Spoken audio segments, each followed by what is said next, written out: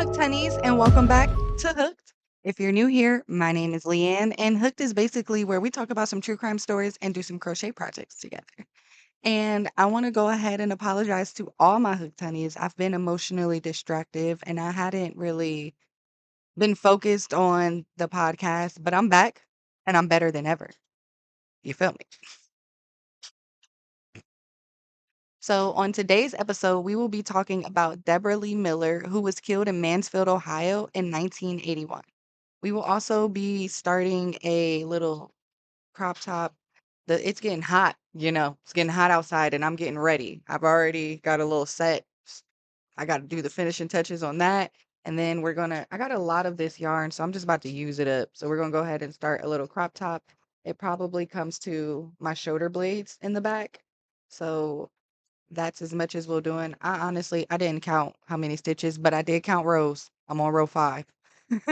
We are on row 5 with this, so that'll be basically whatever.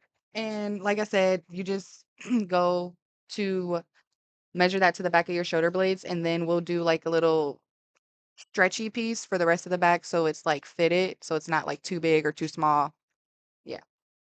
But we're gonna go ahead and light our crochet candle so we can go ahead and get into this story.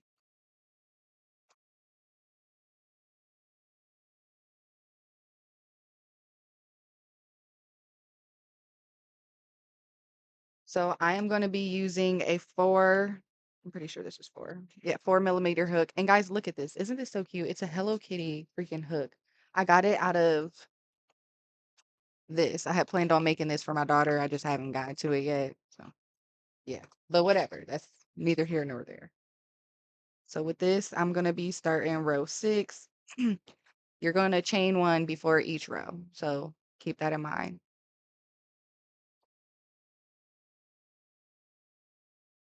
Deborah Lee Miller, who was only 18, was a waitress at the former Mr. T coffee shop, was found murdered in her apartment on West 3rd Street on April 29th, 1981.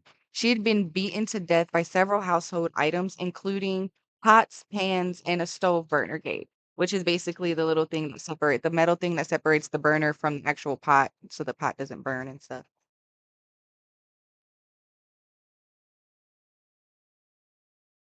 According to police, James Vansett lived in the apartment above Deborah and had been interviewed by police several times. But in the early years of the investigation, there wasn't enough evidence to convict him of the murder or to tie him to the murder for that case.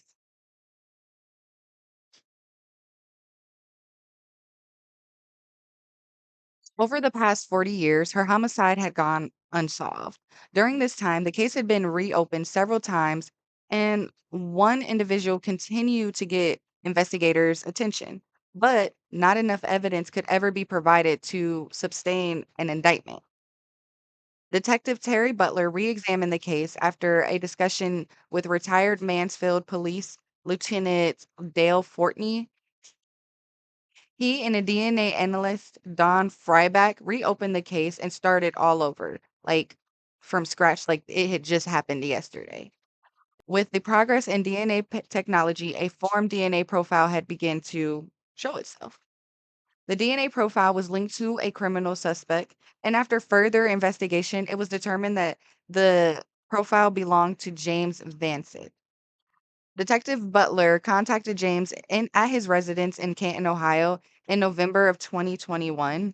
This would be the first of 2 interviews throughout the investigation. In the initial interview, Detective Butler felt that James was trying to create an alibi by justifying his DNA being present at the apartment, even though the detective hadn't even gotten to that topic yet. The DNA evidence collected from multiple items in the house, when analyzed alongside the findings in the investigation, established proof beyond reasonable doubt that James Vansett committed the murder of Deborah Miller on April 29th, 1981.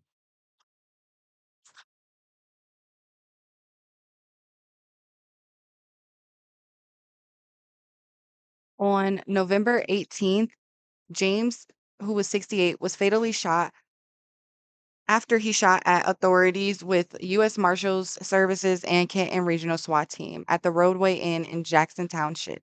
James had barricaded himself inside when authorities tried to serve him with an indictment for a federal gun charge.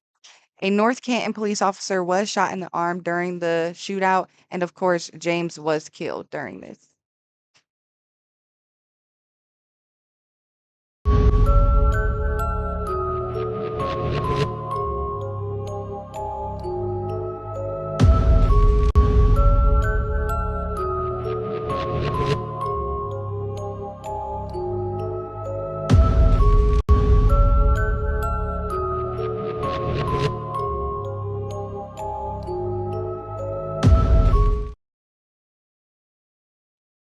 This is 96 stitches long. And this is where we are with it so far. We are on row 14.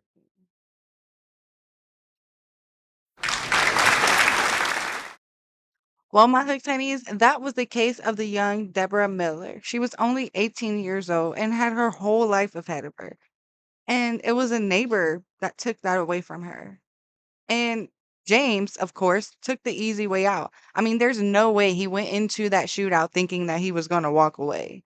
He got to live his life for years after what he did to her. And instead of facing his consequences, he got into a shootout with the police. If you guys enjoyed this episode, please like and subscribe and make sure you follow me on Instagram at Hooked W True Crime.